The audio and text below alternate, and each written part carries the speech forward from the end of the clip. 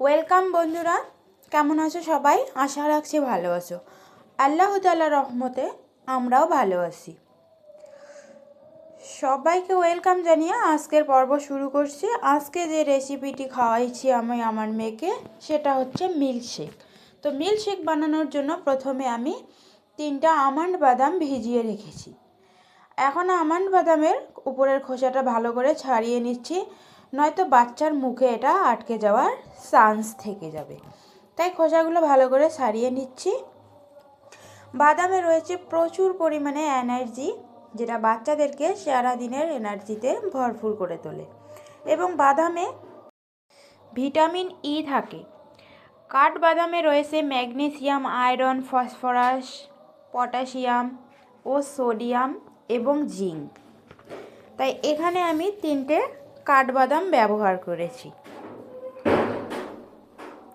এবার এখানে আমি 3টা বাদাম ব্যবহার করেছি। তোমরা চাইলে বাদামের পরিমাণটা কমিয়ে বা বাড়িয়ে নিতে পারো।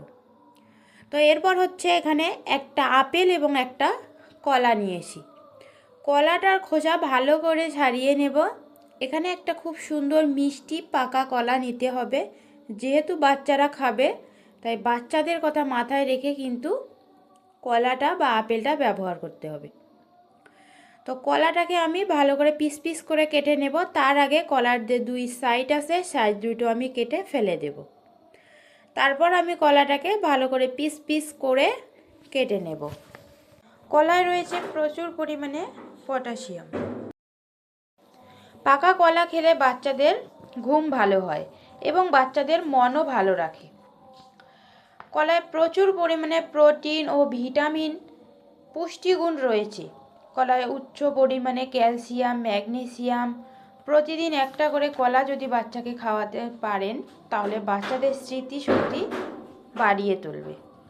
তো এবার কলাটাকে কেটে নিয়ে এবার নিয়েছি একটা আপেল, আর আপেলের অর্ধেকটা আমি কেটে নিয়েছি আর অর্ধেকটা আমি রেখে দিয়েছি, কারণ আমার মেয়ে একসঙ্গে এতগুলো খাবার খেতে পারবে না, তাই আমি আপেলের পরিমাণটা একটু কম দিলাম। তো এখন আমি সব কিছু ভালো করে একটা মিক্সচার জারের মধ্যে দেব।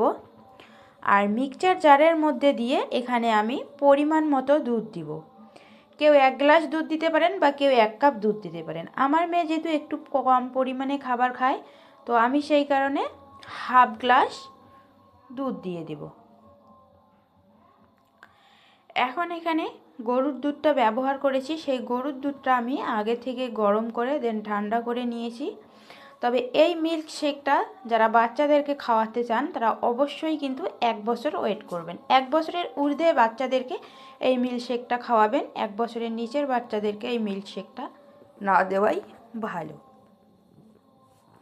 তো আমার মিল্ক শেকটা একদম রেডি হয়ে গেছে। এখন আমি এটাকে গ্লাসে ঢেলে তোমাদেরকে দেখিয়ে দিচ্ছি। আমি এরকম করে নিয়েছি, কারণ আমি যেহেতু আপেলের সংখ্যাটা একটু কম দিয়েছি তাই খাবারটা বেশি ভারী হয়নি। আর খুব বেশি ভারী খাবার হলে এটা আমার মেয়ে খেতে পারতো না, তাই আমি একটু পাতলা করেই করেছি। তো এই মিল্ক শেকটা তোমরা বাচ্চাদেরকে বানিয়ে খাওয়াতে পারো স্ন্যাক্স টাইমে, বিকালে দিতে পারো, কিংবা সকালের নাস্তা হিসাবেও দিতে পারো। এই খাবারটি বাচ্চাদের নয়, বড়রাও যদি বানিয়ে খেতে পারো তাহলে শরীরের অনেকটাই এনার্জি দেবে এবং এটা খেতে দুর্দান্ত স্বাদ হয়।